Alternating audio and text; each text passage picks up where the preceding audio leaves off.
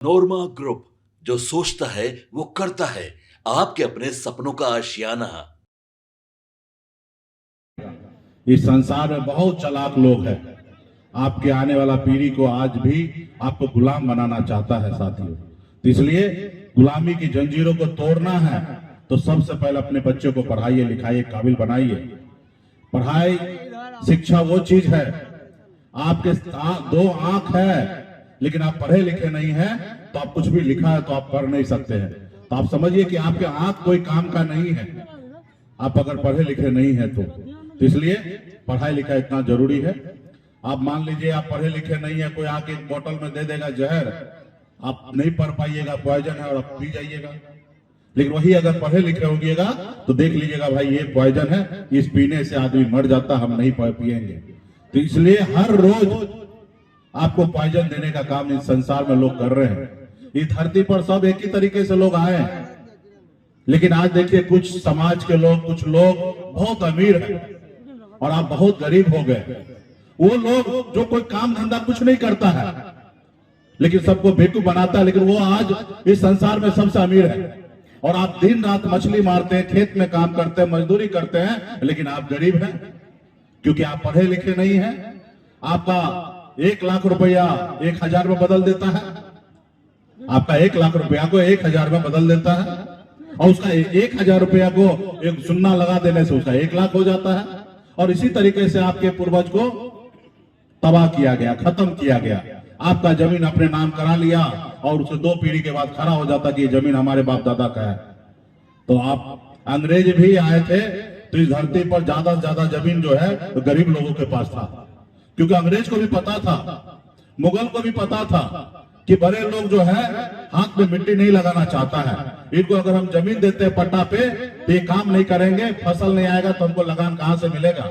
तो उस समय में भी अंग्रेज हो या मुगल हो, ज्यादा से ज्यादा जमीन जो है वो गरीब लोगों को दिया था ताकि ये खेत के चीना को चीर कर फसल उग जाएंगे और हमको लगान देंगे।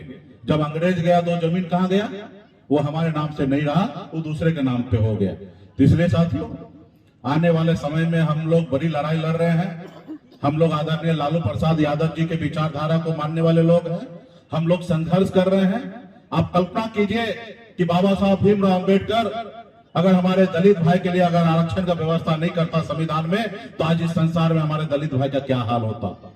आज हमारे पूर्वज लड़ाई नहीं लड़ते, बीपी मंडल जी के साथ मिलकर लड़ाई नहीं लड़ते, लालू जी हो या पासवान जी हो, तमाम हमारे पूर्वज, तो ओबीसी का आरक्षण नहीं होता। और जब आरक्षण नहीं होता तो आज मुखिया आपको गांव में ढूंढते डिबिया लेके, तो आपका पिछड़ा का बेटा आपको मुखिया नजर नहीं आता।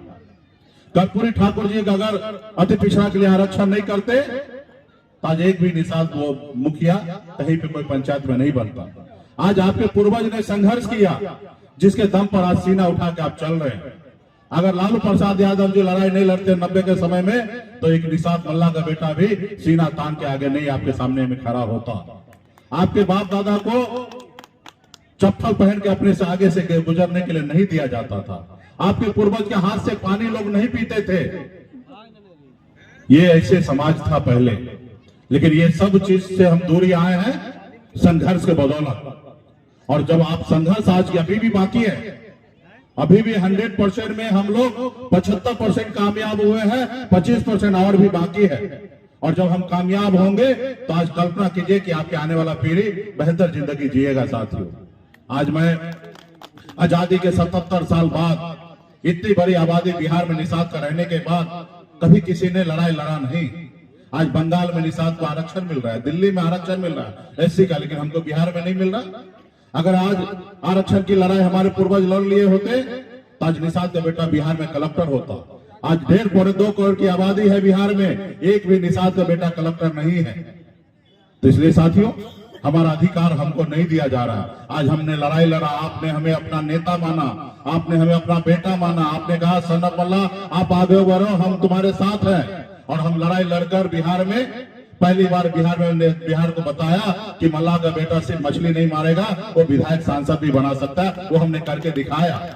और जब हमने 4 विधायक बनाया 2020 में, अगर हम समर्थन नहीं देते तो बिहार में मुख्यमंत्री नीतीश कुमार नहीं बनते। हमारे समर्थन से बिहार में मुख्यमंत्री बना, लेकिन उसको अच्छा नहीं लगा वो हमारे पूर्वज को, बाप दादा को गुलाम बना के रखा था, पैरों तले दबा के रखा था। उनको अच्छा नहीं लगा कि एक मुकेश सहनी मंत्री बन गया, 4 विधायक बनाए, कल 40 बनाएगा, कल 100 बनाएगा, इसको रोको। अगर नहीं रोकोगे तो ये जंजीर तोड़कर आगे निकल जाएगा। उन्होंने क्या किया? आपका विधायक खरीद लिया, आपको सरकार से बाहर कर दिया, जो सरकार आपने बनाया। साथियों, ये मुझे नहीं रोक रहा था, वो आपको रोकना चाहता है। मुझे तो आज समझौता कर ले तो कल भारत सरकार में मंत्री बना देंगे हमको।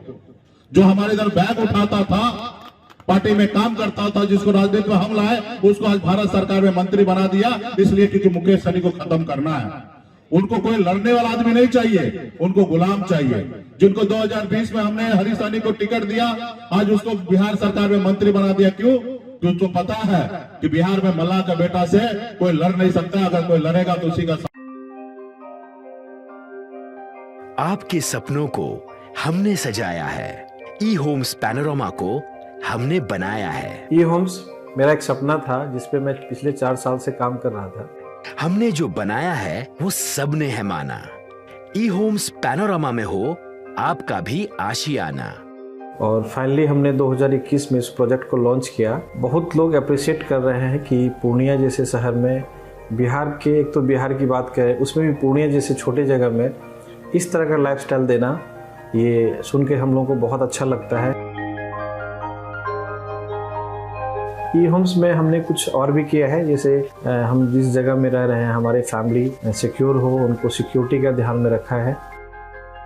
आपकी सुविधा और सुरक्षा आपके लिए खास है, ये आपका विश्वास है। इसमें आर्टिफिशियल इंटेलिजेंस का 7 लेयर सिक्योरिटी का हमने इस्तेमाल किया है। लस ग्रीन कैंपस को बनाया है। यदि हमारा बाउंड्री वाल है तो वो वर्टिकल गार्डन है।